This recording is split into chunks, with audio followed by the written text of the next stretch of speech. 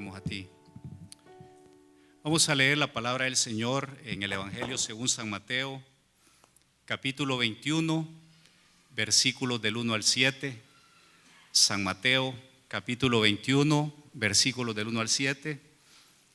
Les voy a pedir que mantengamos abierta la palabra del Señor en ese capítulo, ya que vamos a estar meditando sobre él. Y dice así la palabra del Señor: Cuando se acercaron a Jerusalén y vinieron a Betfagé, al monte de los olivos, Jesús envió 2 discípulos, diciéndoles: Id a la aldea que está enfrente de vosotros, y luego hallaréis una asna atada y un pollino con ella. Desatadla y traédmelos. Y si alguien os dijera algo, decid: el Señor los necesita, y luego los enviará. Todo esto aconteció para que se cumpliese lo dicho por el profeta, cuando dijo: Decida la hija de Sión, he aquí tu rey viene a mí, manso y sentado sobre una asna, sobre un pollino, hijo de animal de carga.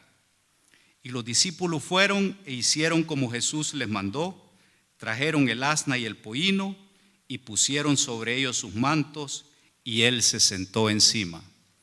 Padre Santo, te pedimos, Señor, que tú tomes control de todo lo que vamos a predicar en esta tarde. Nuestra única intención es glorificar a nuestro Cristo que está vivo y sentado a la diestra tuya, Señor. Nuestro Cristo, bendito Padre Celestial, que es nuestro Señor y que forma nuestra vida, que moldea nuestra vida, Padre Santo. Espíritu Santo, habla tú, Señor, y no permitas, Padre, que la carne, Señor, se exprese de ninguna forma. A ti sea la gloria por los siglos de los siglos. Amén. Vamos a meditar en esta tarde, queridos hermanos, sobre el tema: solamente un cristiano humilde es útil para Dios. Y quisiera iniciar la prédica contándoles sobre un caso interesante que aparece en la Biblia y que ilustra de una forma maravillosa lo que Cristo desea, lo que el Señor desea de sus siervos. Y vamos a hablar ahora sobre el rey más grande de sus tiempos, sobre el rey Nabucodonosor. El rey Nabucodonosor II era definitivamente el gobernante de su tiempo. Gobernó entre el año 607 a.C. al 586 más o menos a.C. Su territorio era tan extenso que se extendía desde Babilonia, pasaba por Fenicia, luego iba hacia Palestina y terminaba en Egipto. Eso lo volvía definitivamente en el gobernante más poderoso sobre la faz de la tierra. En ese entonces, el territorio del cual les he hablado era exactamente 2/3 de todo el mundo conocido. Este era un hombre que quería dejar su huella en la historia, de tal forma que se esforzó mucho en hacer tremendas obras arquitectónicas. Una de ellas es la que es conocida como los jardines colgantes de Babilonia. Una obra arquitectónica tan grande que hasta el día de ahora es una de las 7 maravillas arquitectónicas en el mundo, reconocida por las Naciones Unidas. Sin embargo, esa obra arquitectónica que ustedes ven ahí le costó precisamente el entrar en un proceso de depuración por parte de nuestro Dios. Un día estaba viendo la foto que estamos viendo aquí y se le ocurrió decir: ¿no es esta la Babilonia gloriosa que yo edifiqué? Y como nuestro Dios tenía un plan maravilloso para él, el Señor decidió humillarlo. Decidió humillarlo porque necesitaba a un hombre con un corazón maleable y un corazón que reconociera al único Dios verdadero para poderlo ocupar con su propósito. Y el resto es historia, ya lo conocen ustedes. El proceso de humillación fue bastante duro. El gran rey fue obligado a vivir como ganado durante 6 meses, comía grama, perdió absolutamente todas sus capacidades mentales, pero a los 6 meses algo maravilloso pasó. A los 6 meses ya no dijo: esta es la gran Babilonia que yo edifiqué, sino que a los 6 meses dijo unas palabras gloriosas que dijo: Dios, reconozco que tú eres el único Dios sobre toda la tierra. Lo cual era algo maravilloso porque era un hombre que se había criado en el politeísmo y sobre todo había llegado a creer que él era el único Dios. Entonces, hermanos, nosotros hemos sido creados para gloria y alabanza de nuestro Señor, pero ese propósito se va a cumplir en la medida que cada uno de ustedes tenga un corazón realmente humilde, contrito y humillado delante de Dios. Y para comprender lo que es un corazón contrito y humillado de Dios, delante de Dios, vamos a ocupar al ejemplo más grande de humildad que está en la palabra del Señor y que es nuestro Señor Jesucristo. Imagínense ustedes qué maravilloso acontecimiento. El Señor Jesucristo estaba a punto ya de entrar a Jerusalén por última vez para ser crucificado. Era Rey de reyes y Señor de señores. Y sin embargo tomó una decisión que hasta el día de ahora, al menos en lo personal, impacta y quebranta mi corazón. No entró a Jerusalén en un caballo blanco galopante o en un carruaje, sino que entró en el animal de carga más sencillo que podía encontrar. Entró en un pollino. Ahí ven ustedes la ilustración, ya vamos a explicar lo que era un pollino.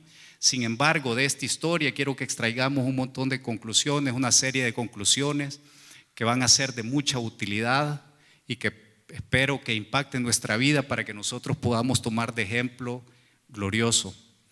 Vamos a hablar un poquito del contexto histórico. Ustedes saben que esa entrada en Jerusalén es conocida como la entrada triunfal a Jerusalén.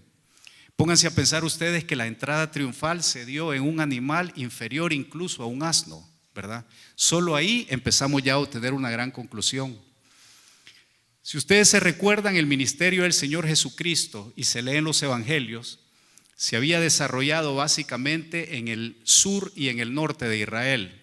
Pueden ver ustedes la gráfica envuelto en un círculo rojo. Se había desarrollado en el norte, en la zona de Galilea, de donde provenían 11 de sus discípulos y donde él había nacido también. Ahí había hecho gran cantidad de milagros, ahí había presentado la palabra del Señor y luego se había movido también hasta el sur, hacia la tierra de Judea, en donde estaba Jerusalén. Sin embargo, el ministerio del Señor había sido tan exitoso, realmente yo no había logrado dimensionar cuán exitoso había sido, pero cuando uno empieza a estudiar a profundidad los salmos, se da cuenta que ya hacia el final de su ministerio, a donde llegaba, congregaba grandes multitudes. Entonces, en esos días, en Israel, en Palestina, de lo único que se hablaba era del Mesías que había venido, ¿verdad? Del Mesías que hacía milagros, mas sin embargo se le daba otra connotación también. ¿Y qué era lo que la gente esperaba? ¿Qué era lo que los discípulos esperaban? Muchas veces, así como nosotros tenemos falsas expectativas acerca de Dios, en ese entonces también los discípulos tenían una expectativa falsa. El Señor Jesucristo les había anunciado y les hablaba mucho acerca de lo que se había profetizado sobre Él. El Señor Jesucristo les había dicho de sobra que su reino no era de esta tierra. Sin embargo, como siempre sucede, los apóstoles no podían quitarse de la cabeza el hecho de que estaban ante el Mesías político que iba a liberar a la tierra de Palestina del dominio romano. Y al Señor Jesús estoy seguro que le preocupaba muchísimo esa expectativa. ¿Por qué? Porque ellos estaban esperando un gran Mesías y Cristo sabía que Él iba a ser entregado, iba a morir. Entonces eso iba a generar en los discípulos, en los apóstoles, una tremenda confrontación de su fe. Y por eso es que se esmeraba en no solo presentarles cuál era la esencia de su reino, sino que también ocupaba cada tipo de simbología para mostrarles también cuál era el tipo de reino que él estaba estableciendo. Fíjense ustedes que la confusión era tal que en el capítulo 20 del Evangelio según San Mateo dice algo que realmente lo deja uno con la boca abierta. Y resulta que la mamá de dos apóstoles importantes, Juan y Jacobo, cuando Jesucristo estaba hablando de su muerte, tiene la brillante idea de pedirle al Señor Jesús puestos en el gabinete para sus hijos. Jesucristo se había esmerado en enseñarles que Él era Dios, pero que como Dios tenía que subir.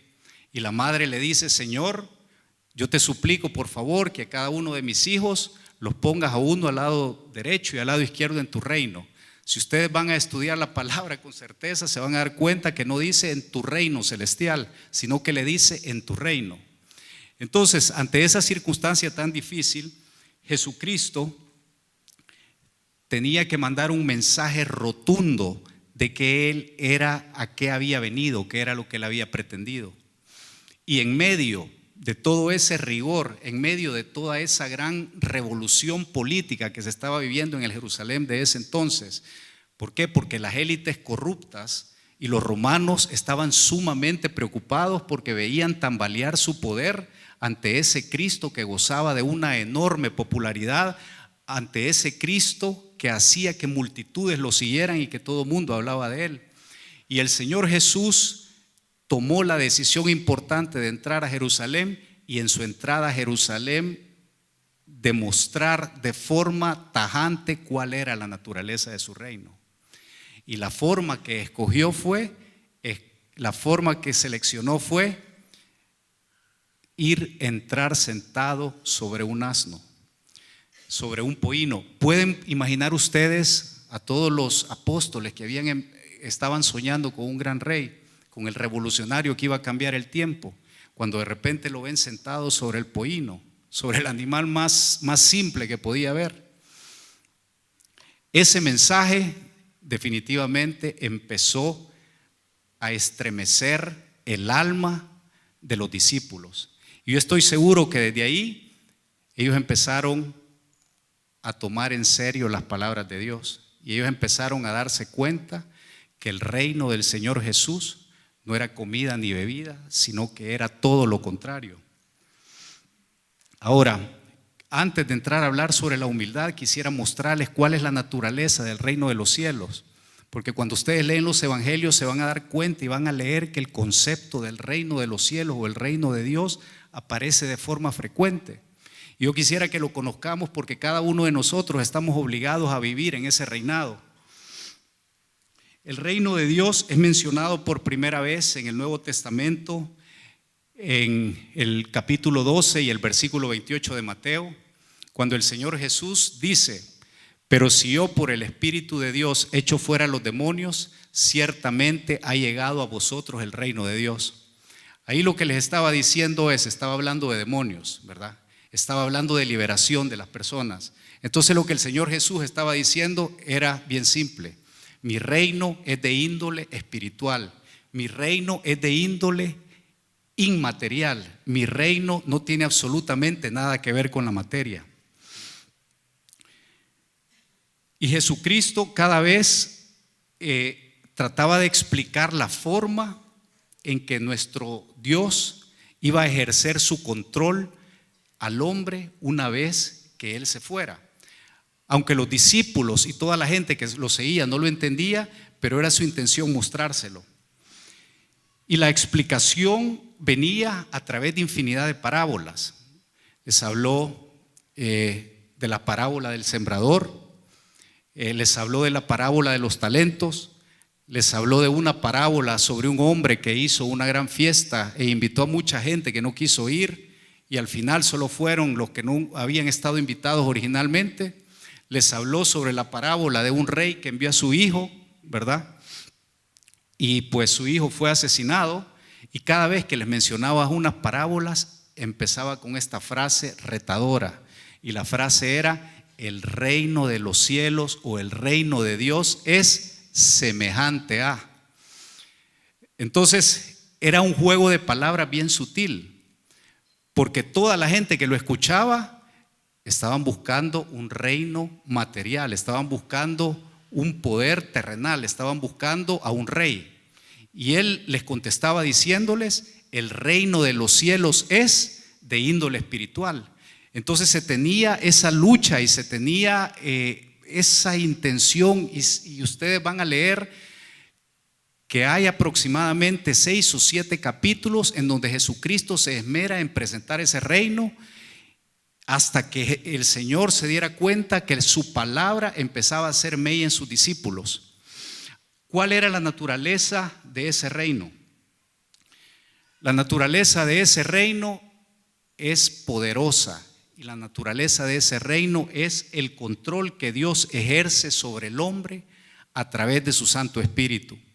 Y si nosotros vamos al Evangelio, a la Epístola de los Romanos, al capítulo 14 y el versículo 17, leemos que dice: porque el reino de Dios no es comida ni bebida, sino justicia, paz y gozo en el Espíritu Santo.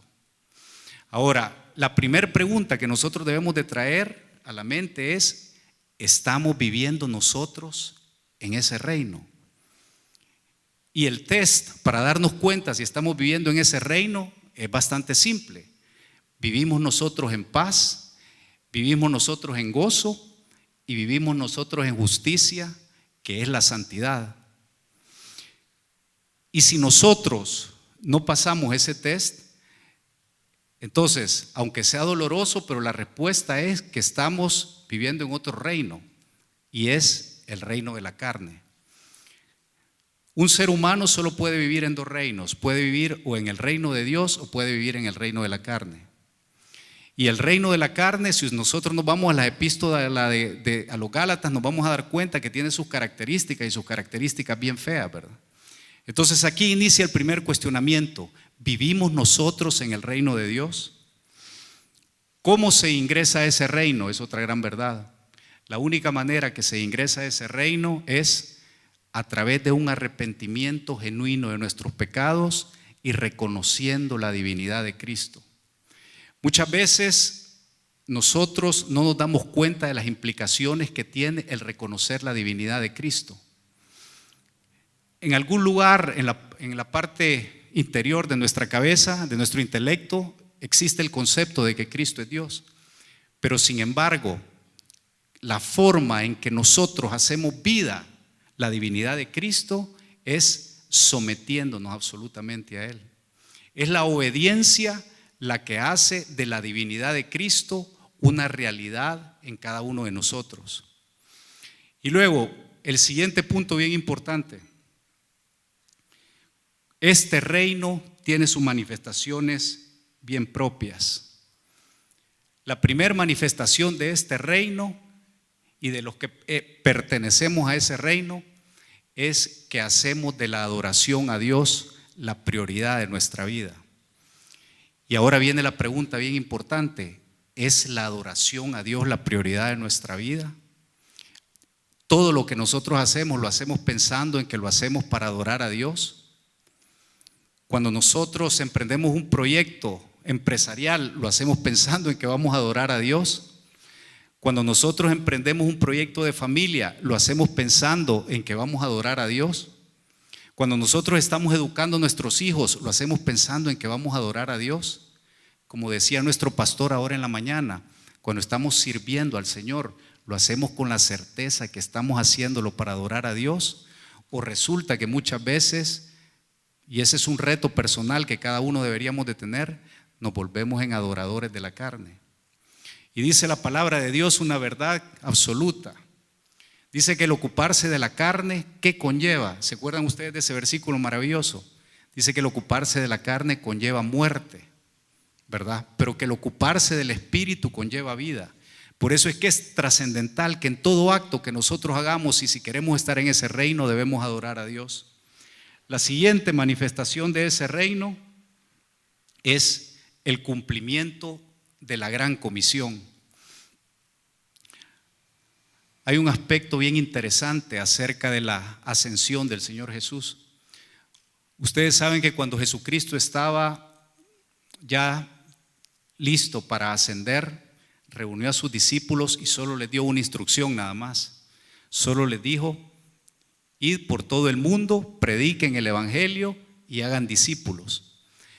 Entonces aquí surge otra pregunta: ¿seremos parte de ese reino si no estamos predicando el evangelio y no estamos haciendo discípulos? Al menos yo me he sentido recientemente muy desafiado por esa palabra. Cuando no tenemos pasión por predicar la palabra de Dios, es probable que no estemos siendo partícipes de ese reino. No hemos ingresado a ese reino. La esencia de ese reino es el amor por los que no conocen a Cristo. Y eso es algo que nosotros debemos abordar y que nosotros debemos decidir en el futuro inmediato. La tercera manifestación de ese reino es algo precioso y es el fruto del Espíritu. Dice la palabra de Dios que el fruto del Espíritu es amor, gozo, paz, paciencia, benignidad, bondad, fe, mansedumbre y templanza. Eso quiere decir que nosotros, cuando estamos en ese reino, tenemos una personalidad definida y tenemos una personalidad que glorifica a Dios. Si ustedes ven, ahí hay 9 atributos de la personalidad. Cada uno es poderoso. Si tenemos uno, es una gran bendición. Si tenemos 2, somos doblemente bendecidos. Si tenemos 5 de los 9, vamos a proyectar la imagen de Cristo. Y si tenemos los 9, la gente nos va a seguir sin que nosotros necesariamente prediquemos la palabra, porque la gente va a ver al Cristo resucitado en cada uno de nosotros. Entonces, ese fruto del Espíritu es la evidencia de que nosotros estamos viviendo en ese reino. Ahora, nadie puede entrar, nadie puede permanecer en ese reino si no tiene un fruto importante, y es el fruto de la humildad, que en esta versión se presenta como mansedumbre. Ya vimos al principio que Jesucristo entró a Jerusalén en su entrada triunfal y dio una demostración gloriosa de humildad al entrar sobre el animal más sencillo por el cual podía entrar. Y quisiera hablarles un poquito acerca de la definición, la etimología, el origen griego de la palabra humildad. Y viene de la palabra griega llamada tapeinos. Y la palabra tapeinos tiene un significado bien interesante. Dice aquello que es bajo y que no se levanta mucho sobre la tierra. Eso lo que implica es que el que no es tapeinos se levanta demasiado sobre la tierra. Y si ustedes se recuerdan, esto es bien interesante, porque la primera evidencia de la soberbia masiva del hombre se dio cuando el hombre levantó un edificio altísimo sobre la tierra. El hombre quiso levantar una gran torre para rebelarse contra Dios y querer ponerse de tú a tú con Dios. Y ustedes saben cuál es el gran problema cuando nosotros nos levantamos demasiado sobre la tierra. En las alturas hay 2 problemas. El primer problema es que cuando estamos arriba, a todas las personas las vemos pequeñitas, ¿verdad? Cuando ustedes se suben a un avión o un helicóptero, se van a dar cuenta que las personas ni se ven. Entonces, cuando estamos arriba, empezamos a ver a todo el mundo pequeñito. Y el otro problema grave cuando nos levantamos mucho es que la presión es altísima y la presión puede hacer que explotemos. ¿Qué quiere decir que la presión hace que explotemos? La soberbia definitivamente nos destruye espiritualmente. Y la soberbia nos puede llevar a apostatar y a renegar contra el nombre de Cristo. Así que guardemos esta definición porque vamos a tratar de volver a ella más adelante. ¿En qué consiste la humildad? Y la humildad es bien simple de entender y tiene 2 aspectos que son sumamente desafiantes. El primer aspecto es que la humildad consiste en renunciar a los derechos y a los estatus logrados con el único propósito que Cristo sea glorificado. Es un gran reto porque estamos hablando de un estatus y un derecho logrado. No estamos hablando de un estatus y un derecho soñado o usurpado. Pero cuando nosotros queremos que Cristo sea glorificado, estamos dispuestos a renunciar incluso a aquello que nos hace ser vistos de forma preeminente ante los hombres. Fíjense que es lindo la forma en que entró el Señor Jesús. Y si ustedes leen en el versículo 1 del capítulo que acabamos de leer, se van a dar cuenta que dice que lo primero que hizo Jesús fue llamar a 2 discípulos y les dijo que fueran a conseguir el animalito. Y esto es increíble porque el Señor Jesucristo, si no hubiera sido humilde, Él hubiera podido hacer que apareciera el animal en ese momento tenía todo el poder del mundo, no tenía por qué mandarlo a traer. Sin embargo, para él era trascendental dar ese mensaje de sujeción, ese mensaje de sencillez, ese mensaje de humildad. Y era importante autosometerse a la voluntad del Padre. ¿Por qué? Porque el desafío que venía sobre su vida era trascendental y solo la obediencia naciente de la humildad lo iba a lograr alcanzar ese objetivo. El siguiente punto importante sobre la humildad es que nos lleva, y esto es un gran reto porque nos cuesta, a considerar a los demás como superiores a nosotros mismos. Ustedes saben que nosotros vivimos en un mundo sumamente conflictivo, en un mundo donde las guerras se multiplican de una manera exponencial, en un mundo donde los asesinatos se multiplican, los divorcios se multiplican, los conflictos interpersonales se multiplican. Y si ustedes se ponen a pensar cuál es el origen de los conflictos entre los seres humanos, el gran conflicto, el origen de los conflictos entre los seres humanos es el deseo de ser superior al prójimo. Pero ¿qué es lo que sucede cuando nosotros cumplimos la palabra de Dios y estimamos al prójimo como superior a nosotros mismos? Inmediatamente surge la armonía e inmediatamente el Espíritu de Dios empieza a moverse. Entonces, ¿cuál es la forma de resolver los conflictos en el hogar? Los conflictos en el hogar se resuelven no buscando la preeminencia. Los conflictos en el hogar se resuelven cuando el esposo ve a la esposa como superior a sí mismo y viceversa. ¿Cómo se resuelven los conflictos laborales? Los conflictos laborales no se resuelven, vamos a ocupar una palabra bien salvadoreña, serruchándole el piso al compañero de trabajo. Los conflictos laborales se resuelven estimando al compañero de trabajo como superior a sí mismo. ¿Cómo se resuelven los conflictos políticos? Los conflictos políticos se resolverían si se estimara al prójimo como superior a sí mismo.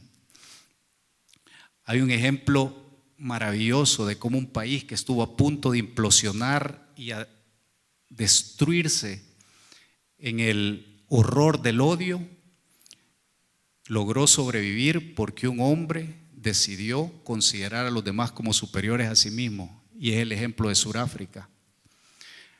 La gente de color en Sudáfrica había sido perseguida y había sido torturada por los blancos y existía un gran rencor. Y un hombre que había estado preso por los blancos durante 27 años, cuando llega al poder, decide deponer esa actitud para que el país pudiera seguir adelante. Y ustedes ya han escuchado la historia, es Nelson Mandela. Y debido a que él depone la actitud de odio, de rencor, el país logra salir adelante y existe hasta el día de ahora. Vamos nosotros a la Biblia y vamos a encontrar cómo a través de la historia hay hombres que nos modelaron la humildad. Y esos hombres que nos modelaron la humildad fueron ocupados por Dios para grandes cosas. El primero es el gran profeta Daniel, probablemente junto con Isaías el profeta más grande del Antiguo Testamento. Ustedes saben que Daniel, a base de humildad, siendo un ciudadano judío que había sido deportado cuando jovencito a Babilonia, llegó a ser el segundo hombre más importante en el gobierno de Babilonia. Sin embargo, al subir a esta altura, dice la palabra maravillosa que Daniel lo que decidió fue humillar su corazón. Y gracias a que él humilló su corazón, Dios le mostró una infinidad de profecías sobre lo que iba a pasar con el gobierno babilonio e incluso una profecía sobre la historia de la humanidad hasta que el Señor Jesucristo viniera. Otro gran ejemplo de humildad es el apóstol Juan cuando estaba en la isla de Patmos. El apóstol Pablo, ya mayor, era un hombre de aproximadamente 80 años, estaba prisionero por el gobierno romano, exiliado en una isla, no tenía absolutamente nada. Sin embargo, en humillación decidió buscar al Señor y recibió la revelación más grande sobre lo que va a pasar en los últimos tiempos, que es el Apocalipsis. Y el siguiente ejemplo es el mismo Jesucristo. Si ustedes van a la epístola de Filipenses capítulo 2 versículo 5, lo van a leer y se van a dar cuenta que dice que Jesucristo es el ejemplo de humillación. ¿Por qué? Porque hizo dos cosas. Primero, siendo Dios, no estimó el ser igual a Dios como cosa que aferrarse, sino que vino aquí a la tierra a ser hombre. Y luego, estando en la condición de hombre, se humilló a sí mismo, haciéndose obediente hasta la cruz. Entonces, si nuestro Señor Jesucristo fue capaz de humillarse, y nuestro Señor Jesucristo, para que nosotros tuviéramos vida eterna y las generaciones que vengan después de nosotros la tengan, se humilló, ¿cómo no debemos nosotros hacer de la humildad un patrón de vida? ¿Y cómo no debemos nosotros abrazar la humildad cada día? La Trinidad, lo más glorioso que conocemos, es humilde. Dios es en esencia humilde. Dice en el Evangelio según San Juan, en el capítulo 3, versículo 16, probablemente el versículo más lindo que existe en la palabra de Dios. Dice que de tal manera amó Dios al mundo que dio a su Hijo unigénito, para que todo aquel que en Él cree no se pierda, mas tenga vida eterna. Dios, en un acto de humildad, entregó a su Hijo, a pesar de que nosotros no merecíamos ni había razón para que lo hiciera. Jesucristo fue también humilde, ya lo hemos visto, la forma en que entró a Jerusalén. El Espíritu Santo es humilde. En el capítulo 16 del Evangelio según San Juan y versículo 14, nos dice que el Espíritu tiene una tarea prioritaria y es glorificar a Cristo. Estamos convencidos de que el Espíritu Santo es la tercera persona de la Trinidad, ¿correcto?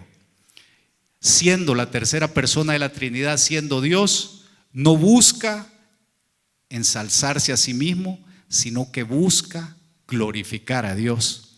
Y como busca glorificar a Dios, entonces por eso es que se vuelve y se convierte en nuestro intercesor, se vuelve en la persona de la Trinidad que ejecuta el poder de Dios aquí en la tierra. Una vez nosotros hemos aceptado la humildad como forma de vida, esta nos brinda ciertas capacidades trascendentales. Lo primero que sucede es que cuando nosotros estimamos a los demás como superiores a nosotros mismos, automáticamente nos convertimos en voceros del reino de Dios. Ningún altivo puede predicar la palabra de Dios, porque el altivo no demuestra la personalidad de Cristo, pero el que es humilde habla con sus actitudes. Entonces, si nosotros queremos ser verdaderos ganadores de almas y queremos ser siervos eficientes para el reino de Dios, lo primero que tenemos que hacer es estimar a los demás como superiores a sí mismos. ¿Y cuál es la evidencia más grande de estimar a los demás como superiores a sí mismos? Es el servirles, ¿verdad? Debemos de tener un corazón de siervo, un corazón que está dispuesto para proveer para las necesidades de los demás. La siguiente capacidad que da la humildad es que nos lleva a tener paz con todos. Yo nunca he visto una persona humilde que vive en problemada.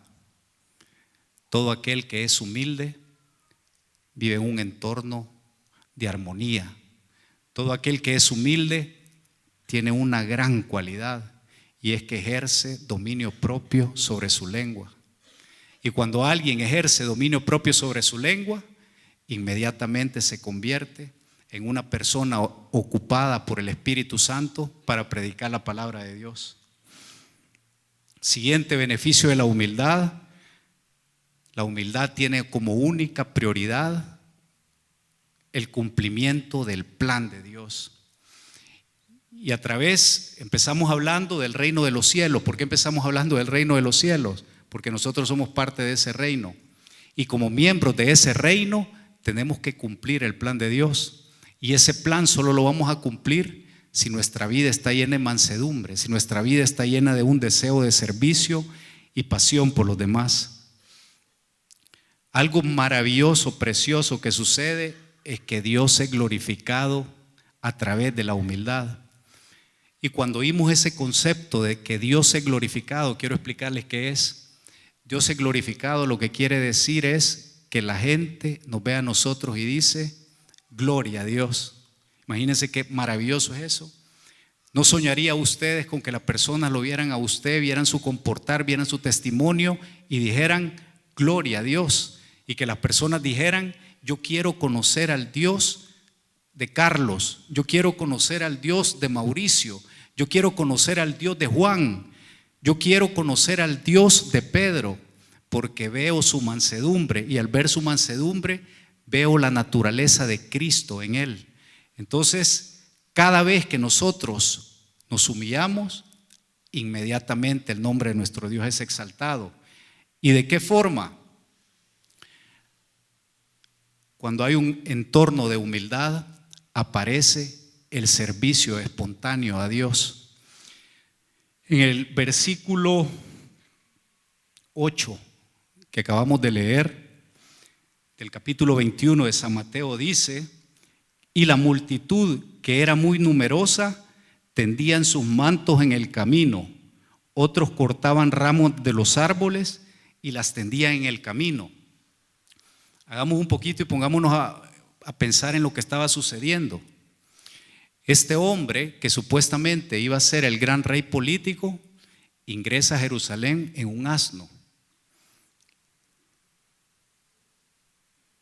Y a pesar de ingresar en un asno, toda la multitud que estaba esperando su ingreso no se retiran y se van desilusionados, sino que al ver la mansedumbre y al ver el carácter de Dios en ese hombre, empiezan a preparar el camino para que el pollino pudiera pasar. Eso es lo que sucede cada vez que nosotros somos humildes. Cuando nosotros tenemos un carácter lleno de humildad, va a haber un gran deseo de servir en nosotros y vamos a ser fuente de inspiración para que otros sirvan al Señor. La altivez, por el contrario, lo que genera es anticuerpos. La altivez lo que genera es deseos de conflicto, y la altivez lo que genera es abandono del servicio a Dios. ¿De qué otra manera la humildad glorifica al Señor? La humildad nos lleva a reconocer el señorío de Cristo en nuestra vida. Es imposible que nosotros reconozcamos la divinidad de Cristo si hay soberbia en nuestro corazón. Dice el versículo 9 que la gente iba adelante y la que iba atrás aclamaban diciendo: Hosana al Hijo de David, bendito el que viene en el nombre del Señor, Hosana en las alturas. Ustedes saben que Jesucristo nunca había sido aclamado públicamente como Dios. La expresión Hijo de David quiere decir, se remonta a la profecía antiguo testamentaria y quiere decir el Hijo de Dios. Y esto es precioso. Aparece el Cristo sentado en un pollino y por primera vez de forma pública en Jerusalén la multitud empieza a reconocerlo como el Hijo de Dios. No fue necesario que apareciera en un caballo blanco, que era el emblema de poder en ese entonces, sino que cuando ven esa sencillez, el Espíritu se derrama y empieza por primera vez en la historia del Nuevo Testamento una aclamación de la divinidad de Cristo. Entonces, donde hay humildad, inmediatamente se reconoce la presencia de nuestro Señor Jesucristo. Siguiente forma en que la humildad glorifica a Cristo, y es: la humildad destruye la falsa adoración. Vivimos en un mundo donde se adora de todo. Incluso los que nos congregamos en una iglesia podemos estar viviendo en religiosidad más que un evangelio real. Y resulta que cuando hay humildad, el Espíritu Santo viene y el Espíritu Santo convence de pecado, de justicia y de juicio, y entonces la falsa adoración es destruida. Si ustedes siguen leyendo el capítulo 21 que estábamos leyendo, se van a dar cuenta que pasó algo grande.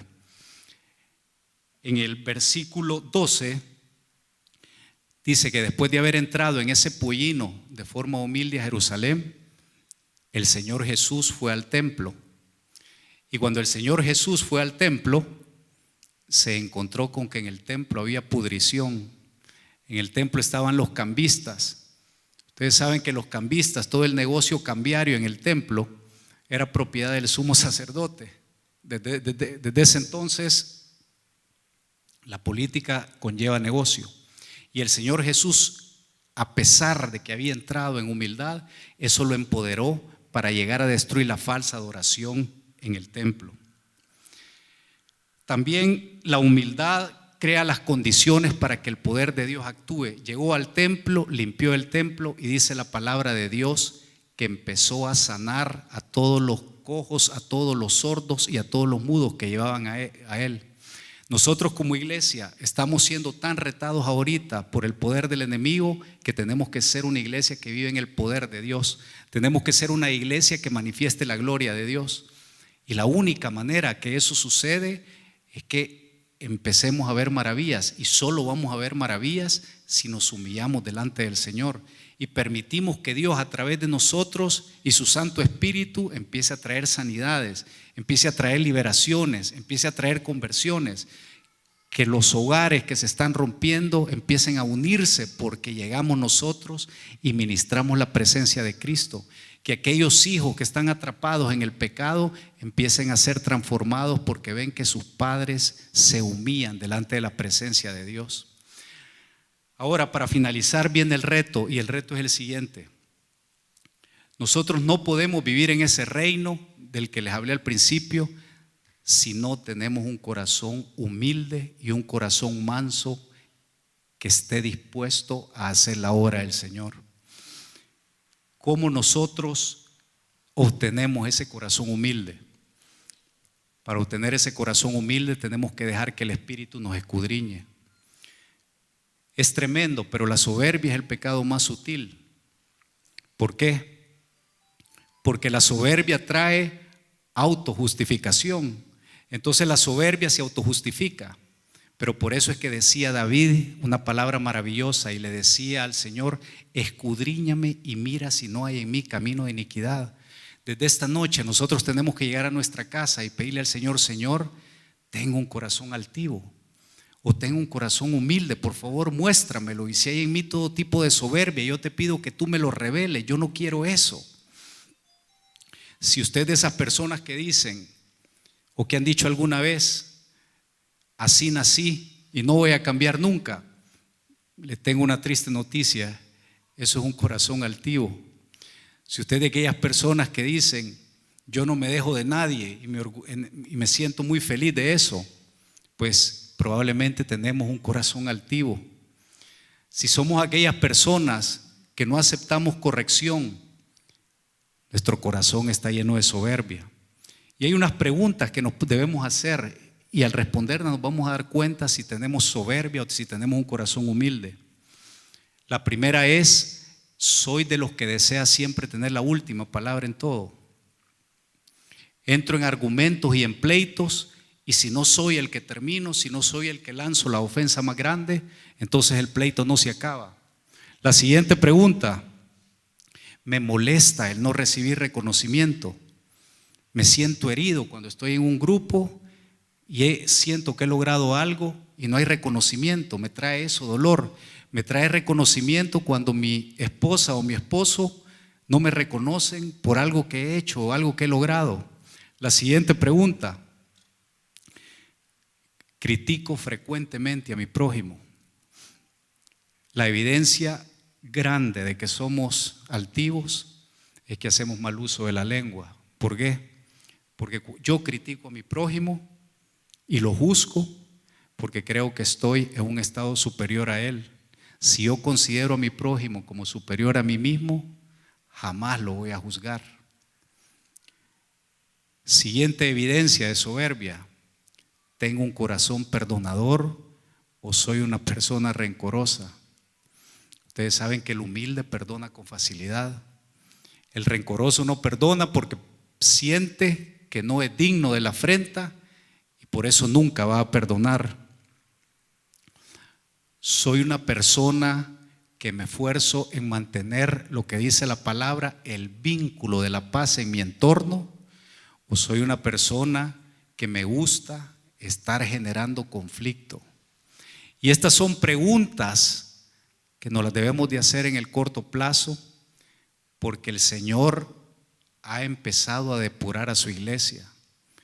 Y el Señor dice claramente que mira de lejos al altivo, y ninguno con corazón altivo va a poder pasar la criba de los tiempos finales.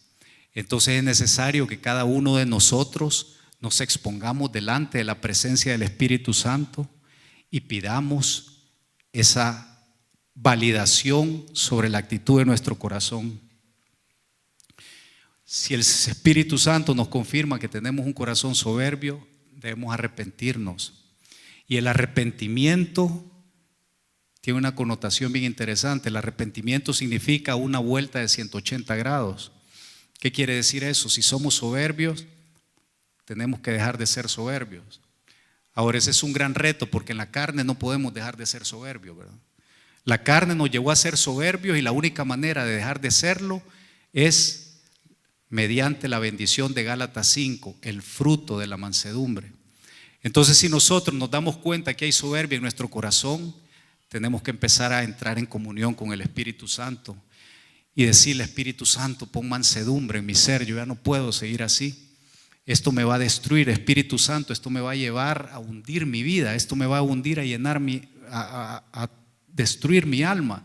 Yo no puedo hacer tu obra, no puedo hacer tu ministerio, no puedo glorificarte si mi corazón está lleno de altivez, si mi corazón está lleno de orgullo, si mi corazón está lleno de rencor. Si mi corazón está lleno de orgullo, yo he sido neutralizado por Satanás para que Dios haga la obra a través de mí. Siguiente punto importante: cada circunstancia conflictiva es una oportunidad maravillosa para que Dios se glorifique a través de nosotros. Y dice en Isaías, profetizó esto Isaías sobre el Señor Jesucristo, Isaías 53, versículo 7, dice: angustiado él y afligido, no abrió su boca. Como cordero fue llevado al matadero, y como oveja delante de sus trasquiladores, enmudeció y no abrió su boca. Cuando se presente un conflicto interpersonal y usted quiere que Dios se glorifique, no abra su boca. Y cuando usted mantenga el silencio, las personas que estaban buscando la confrontación con usted van a decir: ese es el Cristo que yo quiero. Recuerden algo bien importante: Jesucristo entró en un pollino insignificante a Jerusalén. Cualquiera hubiera dicho, todos se iban a burlar de él, pero resultó que cuando entró en un pollino, la multitud empezó a decir: Hosana, bendito el que viene en el nombre del Señor. Entonces, cuando usted entre en un pollino a un lugar, no crea que va a ser debilitado y lo van a ver como el débil, sino que el Espíritu Santo lo va a exaltar, y el Espíritu Santo va a hacer que lo vean a usted como el que tiene la gloria de Cristo presente en su vida, y de esa manera usted va a empezar a evangelizar y usted va a empezar a ganar almas para Cristo. Yo quisiera que inclináramos nuestro rostro en esta tarde, porque este es un tema trascendental. La iglesia de Cristo necesita estar llena de humildad para ser utilizada para el reino de los cielos. Si no hay humildad en la iglesia de Cristo, el enemigo nos va a estar neutralizando y el reino de los cielos no se va a manifestar a este mundo como debe manifestarse. Y antes de orar por que el Señor nos dé esa unción preciosa de humildad, yo quisiera hacer una invitación especial a los hermanos, a las personas que nos visitan esta noche, y quisiera conocer si hay alguien que nos visita, algún invitado especial que no ha tenido la oportunidad de conocer a ese Cristo que perdona, a ese Cristo que vino a la tierra y resucitó por cada uno de nosotros, y ese Cristo que nos abre el camino para que nuestro corazón sea transformado y sea un corazón humilde. ¿Habrá alguna persona que no conozca a Cristo y quisiera conocerlo en esta noche? ¿Habrá alguna persona que quisiera entregar su corazón a Cristo para que Cristo lo llene de su paz, lo llene de su gracia, para que Cristo perdone sus pecados y tenga la certeza de que va a ser salvo y va a llegar a la vida eterna? ¿Alguna persona que quisiera aceptar a nuestro Señor Jesucristo como su Señor y Salvador? Yo lo invito a que lo haga levantando su mano. ¿Habrá alguna persona que no conoce a Cristo? Bueno, todos somos de casa. Ahora vamos a presentarnos delante del Señor. Si el Espíritu le está revelando que en su corazón ha habido soberbia, ha habido altivez, si el Espíritu Santo le trae a memoria esas ocasiones en donde tal vez hemos maltratado a alguien, en donde hemos desestimado a alguien, no como superior a nosotros mismos, sino que como inferior, en donde hemos menospreciado el servicio a Dios porque hemos pensado que estamos por sobre Él, que no es digno de nosotros. Si el Espíritu le revela que usted tiene un corazón combativo, un corazón al que le cuesta perdonar, este es el momento en donde le vamos a pedir al Señor que una unción, que el fruto del Espíritu prometido en Gálatas 5 venga sobre nosotros y empecemos a ser personas humildes, que transformemos a este mundo a través de presentar a Cristo y su personalidad y su carácter. Y vamos a orar así. Padre Santo, te bendecimos en esta noche. Te alabamos, bendito Padre Celestial, porque tú eres un Dios grande, poderoso y glorioso. Te alabamos, Cristo, porque tú entraste a Jerusalén, porque tú entrabas ya, Señor, para morir por cada uno de nosotros y resucitar. Y tú escogiste un pollino para entrar, y al escoger ese pollino nos mostraste cuál es la naturaleza de tu reino. Al entrar ese pollino nos mostraste tu carácter, Señor Jesús. Al entrar en ese pollino nos mostraste, Cristo, que tú quieres, Señor, que nosotros tengamos tu carácter.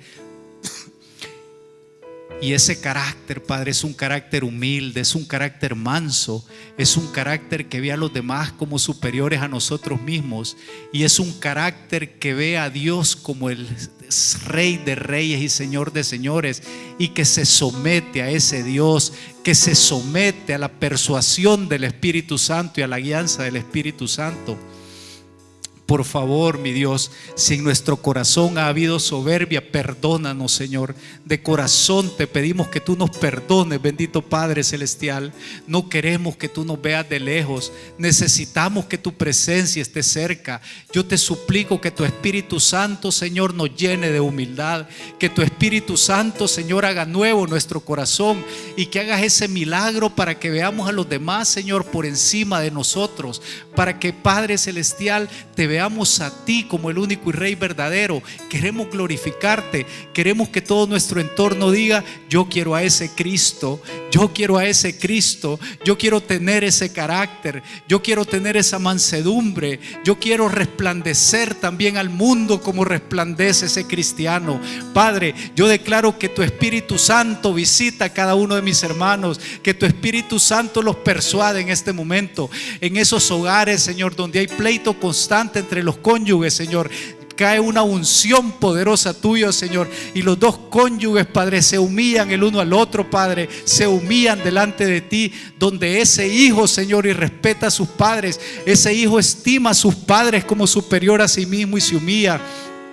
Si alguno de mis hermanos está pasando problemas en su empresa, ahí viene un espíritu de humildad sobre esa empresa, una unción de humildad a través de mis hermanos, Señor. Padre, aquí en la iglesia desciende una unción de humildad, y a través de esa humildad viene el servicio, Padre Celestial. A través de esa humildad, Padre, viene un deseo de exaltarte, viene un deseo de ganar almas, viene un deseo, Señor, de hacer de ti, Señor, lo máximo, Padre, de presentarte a ti como el único Rey, como lo único que vale la pena en la vida, como nuestro todo. A ti sea la gloria y la honra.